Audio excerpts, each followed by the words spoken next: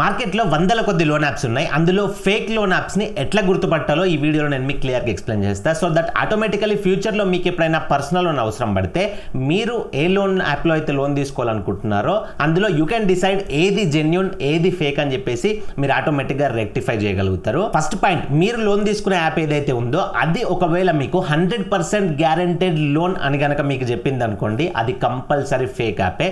ఎందుకు అని అంటే పర్సనల్ లోన్ అనేది ఎవరికి కూడా 100% గ్యారెంటీడ్ అని చెప్పడానికి లేదు. ఎందుకు అని అంటే పర్సనల్ లోన్ ఒక పర్సన్కి ఒక కంపెనీ ఇవ్వడానికి చాలా ఫ్యాక్టర్స్ మీద డిపెండ్ అయి ఉంటుంది. సిబిల్ స్కోర్ చూడాలి, అండ్ మంత్లీ ఇన్కమ్ చూడాలి, మంత్లీ అతను ఈఎంఐ ఇన్స్టాల్మెంట్స్ ఎంత పే చేస్తున్నాడో, ఇట్లా చాలా ఫ్యాక్టర్స్ చూసి ఒక కంపెనీ అనేది ఒక పర్సన్కి లోన్ అనేది ప్రొవైడ్ చేస్తుంది. కాబట్టి 100% గ్యారెంటెడ్ లోన్ అని ఉంటే దాన్ని నమ్మకండి. ఇంకోటి అబ్జర్వ్ చేయండి, మీ కేవైసీ లేకపోయినా, మీ PAN card number Aadhaar card number లేకపోయినా మీకు పర్సనల్ లోన్ ఇస్తామని చెప్పారు అనుకోండి, అది కూడా అస్సలు నమ్మకండి. ఎందుకనంటే as per RBI rules KYC pan card number లేనిది ఒక ఎన్బిఎఫ్సి అప్రూవ్డ్ ఎన్బిఎఫ్సి కానీ బ్యాంక్స్ కానీ ఒక పర్సన్కి పర్సనల్ లోన్ ఇవ్వడానికి అస్సలు యాక్సెస్ లేదు. సెకండ్ది, మీరు లోన్ తీసుకునే యాప్ మిమ్మల్ని ఒకవేళ ప్రాసెసింగ్ ఫీ కానీ, ఇన్సూరెన్స్ ఫీ కానీ, జిఎస్టీ కానీ, లోన్ అప్లికేషన్ ఫీ కానీ ఇట్లాంటి ఫీ ఛార్జెస్ మీరు లోన్ తీసుకోకముందే, అంటే మీ బ్యాంక్ అకౌంట్లోకి ఆ లోన్ అమౌంట్ అనేది రాకముందే మీ జేబులో నుంచి పే చేయండి అని అడిగింది అనుకోండి,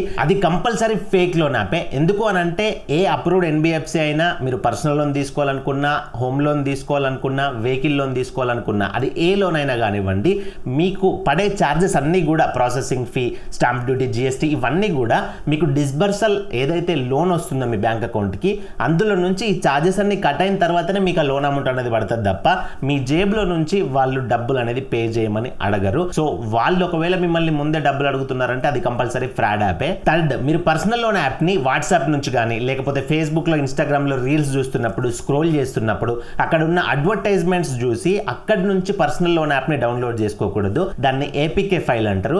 ఆ ఏపీకే ఫైల్స్ అనేటివి ఎప్పుడు కూడా మీ మొబైల్లో డౌన్లోడ్ చేసుకోకూడదు. అట్లా అని చెప్పేసి అన్న ప్లేస్టోర్లో ఉన్న యాప్స్ అని నమ్మచ్చానంటే అట్లా కూడా లేదు, మీరు బ్లైండ్గా నమ్మరాదు. ఎందుకు అని అంటే ప్లేస్టోర్లో ఉన్న లోన్ యాప్స్ కూడా కొన్ని మీ మొబైల్లో ఉన్న photos permissions, files permissions, call logs permissions ఇట్లాంటివి తీసుకుంటున్నాయి. సో ఏదైనా సరే మీరు ప్లేస్టోర్ నుంచి లోన్ యాప్ ఇన్స్టాల్ చేసుకున్నా కానీ ఈ వీడియోలో నేను ఏదైతే పాయింట్స్ చెప్తున్నానో ఇవన్నీ కన్సిడర్ చేసిన తర్వాతనే మీరు ఒక యాప్ని ఫైనలైజ్ చేసుకోవాలి. అప్పుడు మీ డిసిజన్ అనేది కరెక్ట్గా ఉంటుంది.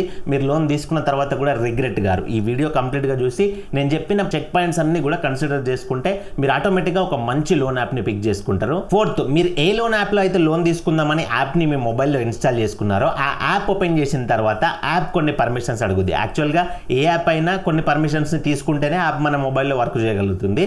అట్లా ఆ యాప్ మిమ్మల్ని పర్మిషన్స్ అడుగుతారు చూసిర్రా, ఆ పర్మిషన్స్లో మీరు ఎప్పుడు కూడా ఫైల్స్ అంటే ఫైల్ మేనేజర్ ఉంటుంది చూసిర్రా, file manager, photos, call logs ఈ పర్మిషన్స్ ఇవ్వకూడదు. ఈ పర్మిషన్స్ అడిగింది అని అంటే మీరు ఆ యాప్ని అవాయిడ్ చేయండి. ఆ యాప్ని మీ మొబైల్లో నుంచి అన్ఇన్స్టాల్ చేసేయండి. అందులో లోన్ తీసుకోకండి. ఎందుకు అని అంటే మీరు పర్సనల్ లోన్ తీసుకోవడానికి ఒక యాప్ ఇన్స్టాల్ చేసుకున్నారు. ఆ యాప్ మీకు ఏం సర్వీస్ ఇవ్వాలి?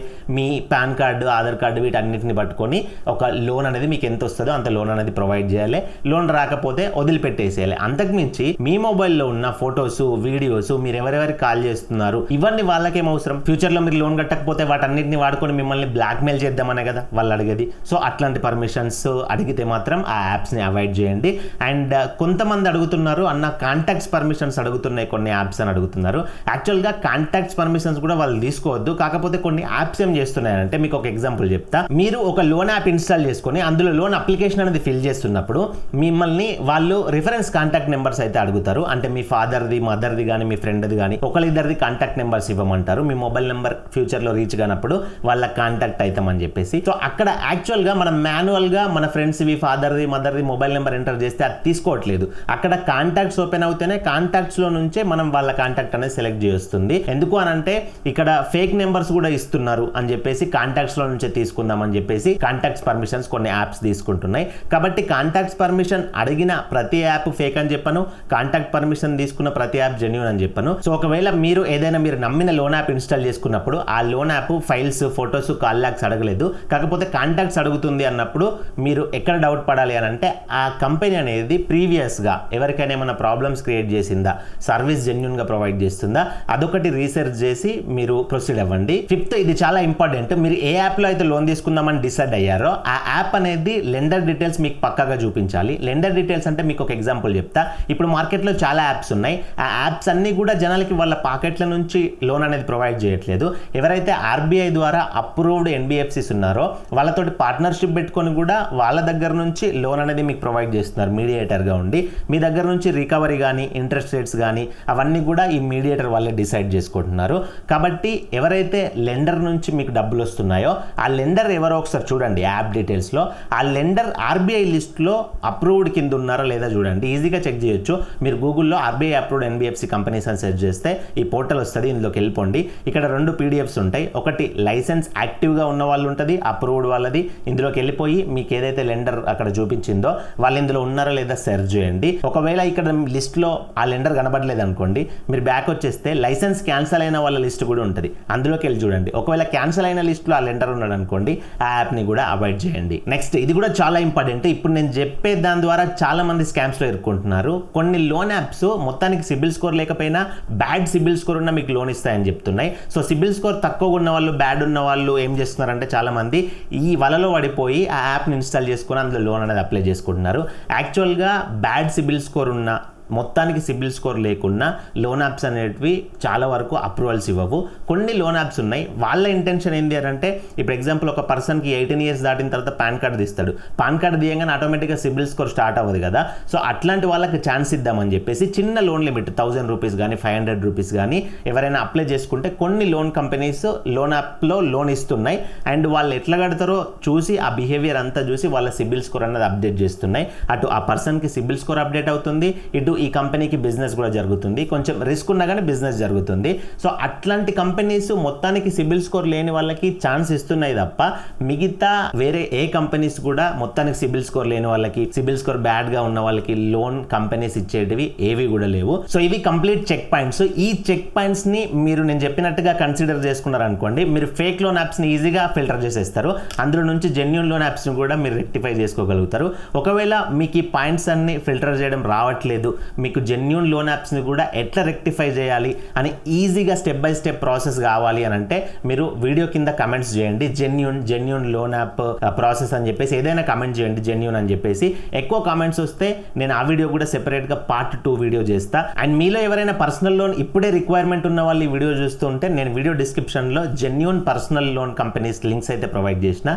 సో అవి ఆర్బీఐ అప్రూవ్డ్ ఎన్బిఎఫ్సిస్ అండ్ జెన్యూన్గా చాలా రోజుల నుంచి కస్టమర్స్కి సర్వీస్ ప్రొవైడ్ చేస్తుంది. సో మీ సిబిల్ స్కోర్ మంచిగా ఉండి, మీ ప్రీవియస్ ఈఎంఐస్ అన్ని క్లియర్గా ఉండి, మీకు మంత్లీ ఎక్కువ ఈఎంఐస్ లేకపోతే అందులో మీకు ఒక వ్యాలిడ్ లోన్స్ అయితే వస్తాయి. సో ఇన్ కేస్ మీకు నిజంగా అవసరం ఉంటే, నాట్ ఫర్ టైం పాస్ కోసం తీసుకోకండి, మీకు నిజంగా అవసరం ఉంటే నేను డిస్క్రిప్షన్లో లింక్స్ ప్రొవైడ్ చేసిన, దాంట్లో నుంచి అప్లై చేసుకోండి. అండ్ రీపేమెంట్స్ కూడా అంటే ఈఎంఐస్ ఉంటాయి చూసిరా, అవి ఆన్ టైంకి పే చేయండి. సో ఇది కంప్లీట్ వీడియో. ఇందులో మీకు ఏమైనా డౌట్స్ ఉంటే కింద కమెంట్ చేయండి. అండ్ మీకు ఏదైనా ఎమర్జెన్సీ డౌట్ ఉండి లోన్ గురించి కానీ, క్రెడిట్ కార్డ్స్ గురించి కానీ, సిబిల్ స్కోర్ గురించి కానీ డైరెక్ట్గా నాతో మాట్లాడాలనుకుంటే మీరు నాకు కాల్ మీ ఫర్ యాప్ ద్వారా కూడా కాల్ చేయొచ్చు. అండ్ ఇలాంటి మరిన్ని వీడియోల కోసం మన ఛానల్ సబ్స్క్రైబ్ చేసుకొని పక్కన బెల్ బటన్ యాక్టివేట్లో పెట్టుకోండి. నేను వీడియో పెట్టగానే మీకు టన్ నోటిఫికేషన్ వస్తుంది, మిస్ కాకుండా మీరు వీడియో చేయొచ్చు. అండ్ వీడియోకి ఒక లైక్ ఇవ్వండి, నాకు సపోర్టివ్గా ఉంటుంది. మరొక మంచి వీడియోతో కలుసుకుందాం. Thank you for watching. See in the next video. Jai Hind.